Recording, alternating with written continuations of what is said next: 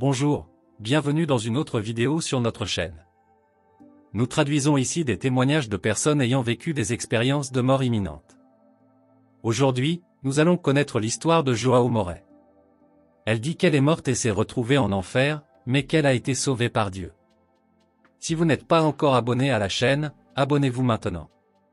Activez la cloche de notification pour être averti à chaque nouvelle vidéo. Écoutons maintenant le témoignage de John.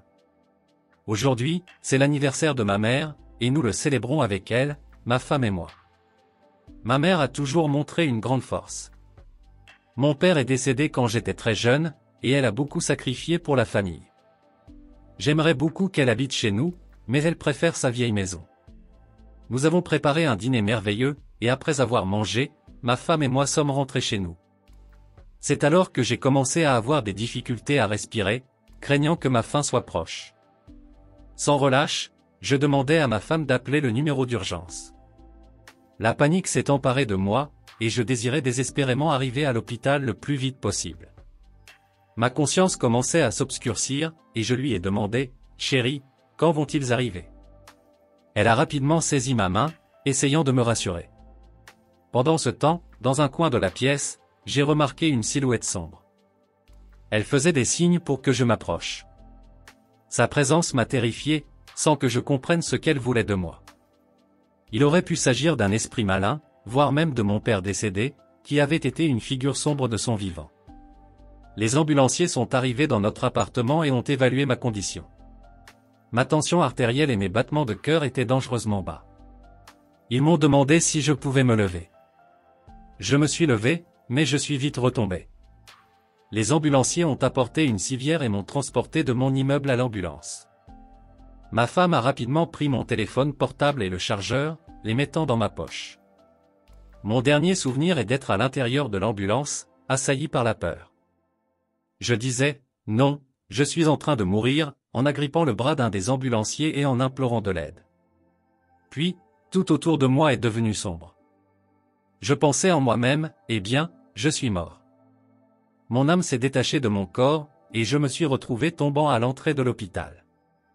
C'était comme si un démon me poursuivait, la même silhouette sombre que dans ma chambre. Le démon m'a assuré que je ne reverrais plus jamais ma femme et ma mère, et je me suis senti impuissant, essayant d'échapper à cette créature. J'ai observé chaque mouvement que je faisais pendant un certain temps, puis soudain, une douleur atroce m'a frappé, me faisant tomber à genoux. C'était la pire douleur que j'ai jamais ressentie. À ce moment-là, j'ai entendu une voix familière qui criait mon nom, mon surnom d'enfance. On semblait m'appeler, et tout est devenu noir à nouveau. Je me trouvais dans un espace sombre, suspendu dans les airs, sans rien voir, incapable de ressentir mon propre corps.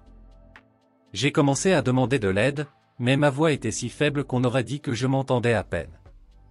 J'ai continué à crier, réalisant que je devais revenir vers ma famille. Je ne voulais pas mourir. J'ai crié sans relâche, « S'il vous plaît, aidez-moi, s'il vous plaît, aidez-moi ». Puis, un sentiment de soulagement m'a envahi. J'ai commencé à descendre, et c'est à ce moment-là que la panique s'est emparée de moi. Je me souviens des paroles de ma mère, qui répétait toujours que le repentir empêchait la condamnation éternelle. Alors, tandis que je plongeais dans les profondeurs de l'enfer, j'entendais les cris tout autour de moi. La sensation de chute persistait, et les paroles de ma mère résonnaient dans mon esprit, « Si tu pries Dieu en demandant pardon, tu ne seras pas condamné. » Alors, j'ai commencé à prier. Mes paroles imploraient Dieu, « S'il te plaît, pardonne mes péchés. Je prie pour que tu ne me laisses pas mourir. » Finalement, la chute s'est arrêtée. J'ai atterri sur une surface rugueuse, sentant comme si mes pieds étaient brûlés, et l'odeur de viande brûlée planait autour de moi. Pourtant, tout était plongé dans l'obscurité, et je ne pouvais rien voir.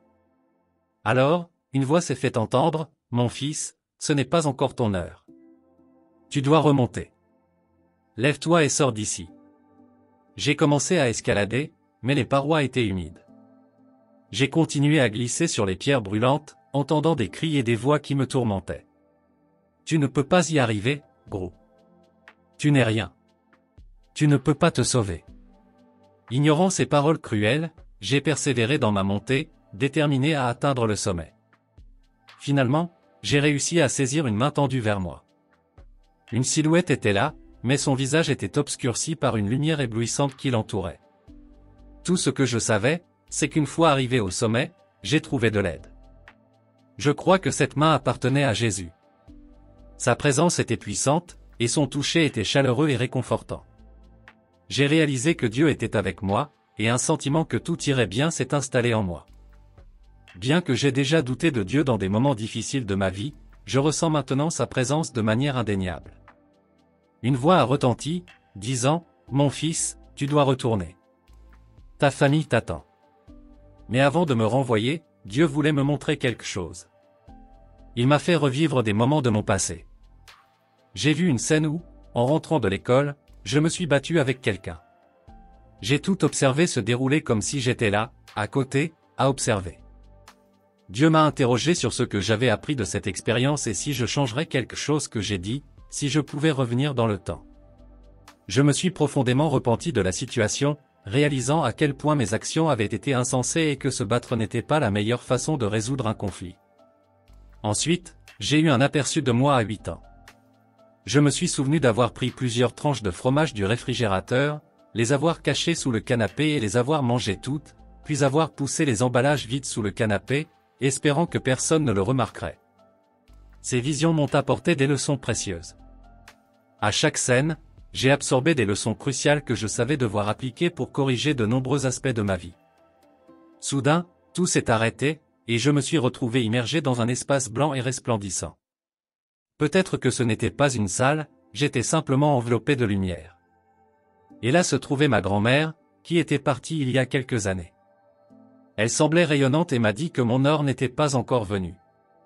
Elle a dit qu'il n'était pas prêt à me recevoir à ce moment-là. Mais ta femme et ta mère t'attendent, et tu dois revenir, a-t-elle affirmé. J'ai hésité, confus quant à où je devais aller. Elle a pointé dans la direction de ma droite, et j'ai suivi cette indication, revenant à mon corps. Conscient que j'étais de retour et en sécurité. Ma grand-mère a expliqué que mon cœur s'était arrêté brusquement, et le médecin avait pratiqué des manœuvres de réanimation cardio-pulmonaire. J'ai été à l'hôpital pendant 2 semaines, et mes reins se sont complètement rétablis. Des années d'anémie ont été surmontées, avec enfin des niveaux d'hémoglobine normaux. Mon retour réussi était un témoignage que Jésus m'avait sauvé, réaffirmant mon but et ma valeur dans la vie. Alors, qu'avez-vous pensé de cette histoire incroyable? Laissez vos avis dans les commentaires. N'oubliez pas de vous abonner à la chaîne. Donnons à plus de gens l'espoir qu'il existe une vie au-delà de ce que les yeux peuvent voir.